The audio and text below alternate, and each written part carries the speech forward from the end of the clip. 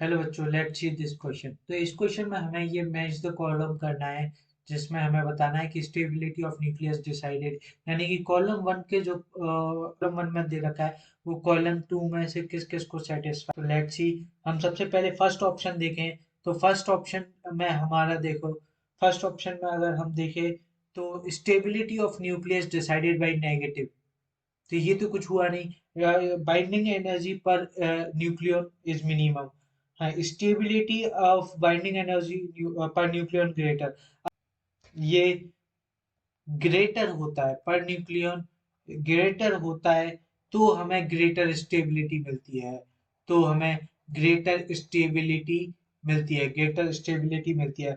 सो radio active substances के लिए binding energy per nucleon अगर कम होता है तो हमें स्टेबिलिटी होती है, वो अनस्टेबल होते हैं। अगर बाइंडिंग एनर्जी पर न्यूक्लियर मिनिमम होता है तो वो अनस्टेबल होते हैं। तो ए फर्स्ट पार्ट के लिए बी ऑप्शन गलत हो गया। और अगर हम देखें packaging fraction, stability of nuclear decided by packaging fraction के लिए अगर पैकेजिंग फ्रैक्शन नेगेटिव होता है तो हमारा मोर स्टेबल होता है। यानी कि अगर हमारा स्टेबिलिटी होगी वो डी ऑप्शन से डिसाइड होगी, पैकेजिंग फ्रैक्शन से डिसाइड होगी। तो हमारे लिए जो फर्स्ट के लिए जो ऑप्शन मिला वो हो पहला ऑप्शन हो गया डी। और अब हम देखें neutron proton ratio that is एन/वी, वो अप्रोक्सीमेट 1 होता है तो ज्यादा स्टेबिलिटी होती है। वो अप्रोक्सीमेट 1 होता है तो स्टेबिलिटी ज्यादा होती है, इसलिए सी भी इसे डिफाइन करेगा और बी भी इसे डिफाइन करेगा। और लास्ट में बचा मास डिफेक्ट, और मास डिफेक्ट ज्यादा होता है तो स्टेबिलिटी भी ज्यादा होती है, इसीलिए ये ई पर भी डिपेंड करेगा। अब हम देखें बी पार्ट के लिए। So four radio active substance spontaneously decays because it's, यानी कि चार radio active substance spontaneously decay हो रहे हैं। वो क्यों? वो क्योंकि वो उनकी बाइंडिंग एनर्जी पर न्यूक्लियन जो होगी वो मिनिमम होगी। और जब binding energy per nucleon minimum हो गई, बाइंडिंग एनर्जी पर न्यूक्लियन अगर मिनिमम हो गई तो वो अनस्टेबल हो जाएगा।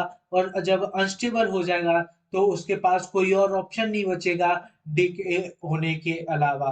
तो इसलिए जो सेकंड का जो करेक्ट आंसर हो जाएगा वो हो जाएगा binding energy per nucleon is minimum, यानी कि सेकंड के लिए जो करेक्ट ऑप्शन है वो B.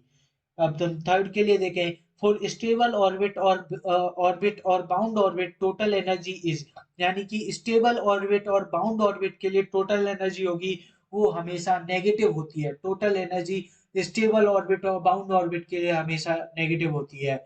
Stable orbit stable orbit और बाउंड ऑर्बिट के लिए जो टोटल एनर्जी होती है, वो हमेशा नेगेटिव होती है, तो जो थर्ड के लिए हमारे पास आया वो ए ऑप्शन करेक्ट हो जाएगा। और स्टॉपिंग पोटेंशियल की हम बात करें तो स्टॉपिंग पोटेंशियल जो होता है वो नेगेटिव पोटेंशियल होता है। नेगेटिव पोटेंशियल होगा when no electron reaches the plate, जब इलेक्ट्रॉन प्लेट्स पर नहीं पहुंचेंगे, मतलब कि एनोड पर नहीं पहुंचेंगे। तो इलेक्ट्रॉन जो स्टॉपिंग पोटेंशियल होता है वो नेगेटिव पोटेंशियल होता है, तो इसके लिए भी हमारे पास ए ऑप्शन करेक्ट हो जाएगा। Hope you understood it well. Best of luck.